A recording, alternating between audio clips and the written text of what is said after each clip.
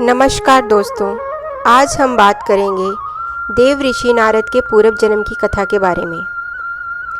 एक दिन की बात है, ऋषि वेद व्यास प्रातःकाल उठकर स्नान आदि करके सरस्वती नदी के तट पर स्थित अपने आश्रम पर बैठे थे। उन्होंने महाभारत और देवताओं के पराक्रम और लीलाओं से पूर्ण अनेक पुराणों का निर्माण किया था, लेकिन फिर भी उनके मन को संतोष नहीं मिला था। उसी समय देव ऋषि नारद उस स्थान पर आए। नारद जी को देखकर वेद व्यास जी ने उनका स्वागत किया और उनसे अपने मन की बात कही। वेद व्यास जी ने कहा, देव ऋषि नारद, मैंने इतिहास स्वरूप महाभारत की रचना की, परंतु फिर भी उसकी रचना के बाद भी मेरे मन को संतोष नहीं मिला है। आप मुझे बताइए कि अब मैं क्या करूं? वेदों के सार को दर्शाने वाले इस महान ग्रंथ की रचना के बाद भी मुझे शांति नहीं मिल रही है। वेद व्यास जी की बातें सुनकर नारद जी ने कहा, आपने वेदों के सार स्वरूप इस महान महाभारत की रचना बहुत ही विस्तार से की है, परंतु इसमें आपने भगवान श्री कृष्ण की लीलाओं का वर्णन विस्तार से नहीं किया है।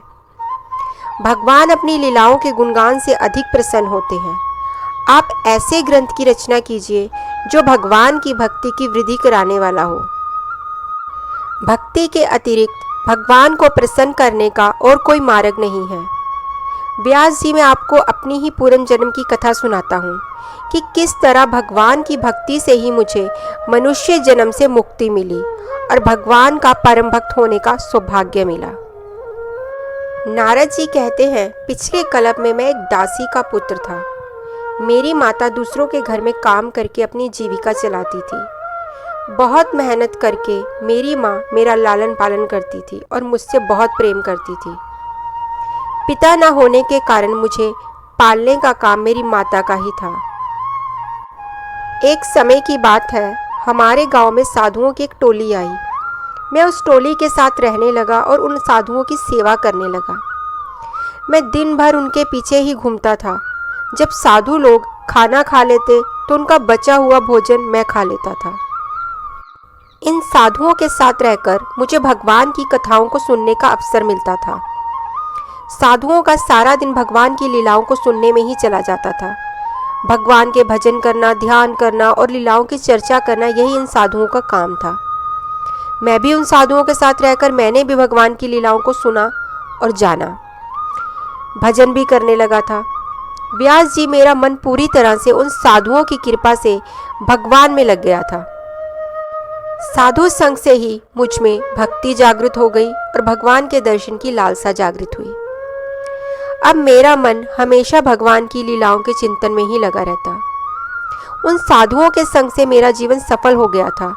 आयु से मैं 5 वर्ष का ही था, परंतु मुझे संसार में कोई रुचि नहीं थी। मेरा तो मन करता था कि मैं उन साधुओं के साथ ही चला जाऊं, लेकिन मुझे मेरी माता के मोह ने रोक रखा था। मेरे सिवा उसका इस संसार में कोई नहीं था जिसके लिए वो परिश्रम करती। व्यास जी, कुछ दिन वो साधु लोग मेरे गांव में रहकर चले गए। उनके संग से मुझे इस भवसागर से मुक्ति पाने का मार्ग मिल गया था। नारद जी ने कहा, व्यास जी, एक दिन की बात है। रात के समय मेरी माँ काम करके घर को लौट रही थी। तभी दैववश एक सांप ने मेरी माँ को काट लिया और उनकी मृत्यु हो गई। गांव के लोगों के सहारे मैंने अपनी माँ का अंतिम संस्कार करवाया। इस समय दुखों से मुक्ति और संसार की अनियता को जानने में उन साधुओं के संग से मिला ज्ञान ही मेरे काम आया। मेरी माता की मृत्यु के बाद अब मेरा कोई नहीं था और मैंने उन पर ब्रह्मा परमात्मा श्री कृष्ण की ही शरण ली। इस संसार में मुझे रोकने वाला कोई नहीं था।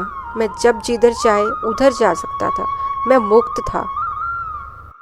इसके बाद मैंने अपना गांव छोड़ दिया और घने जंगल में जाकर एक पेड़ के नीचे बैठकर भगवान का ध्यान करने लगा।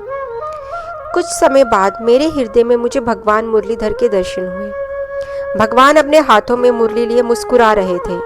भगवान के इस दिव्य गोपाल रूप को देखकर मैं भी अति प्रसन्न हो गया, लेकिन कुछ ही क्षण में भगवान की वह दिव्य छवि लुप्त हो गई।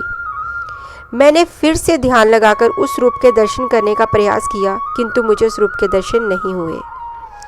मैं इस तरह बहुत दिनों तक भगवान के उस दिव्य रूप के दर्शन करने का प्रयास करता रहा, किंतु फिर भी मुझे भगवान के दर्शन नहीं हुए।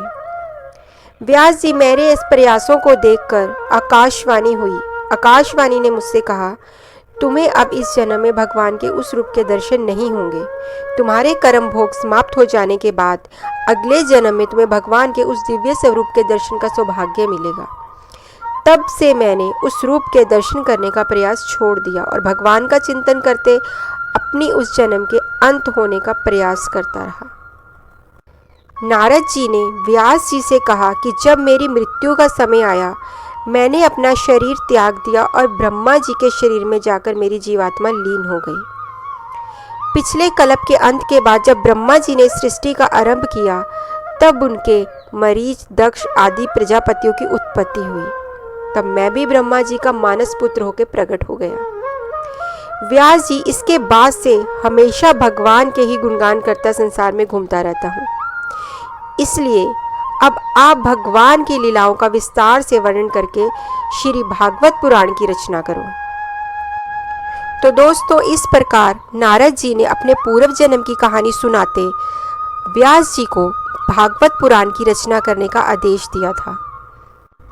और व्यास जी ने भी नारद मुनि की कथा से प्रभावित होकर भगवान श्री कृष्ण की लीलाओं को विस्तार से दर्शाते हुए श्रीमद् भागवत पुराण के माध्यम से हमारे सम्मुख रखा।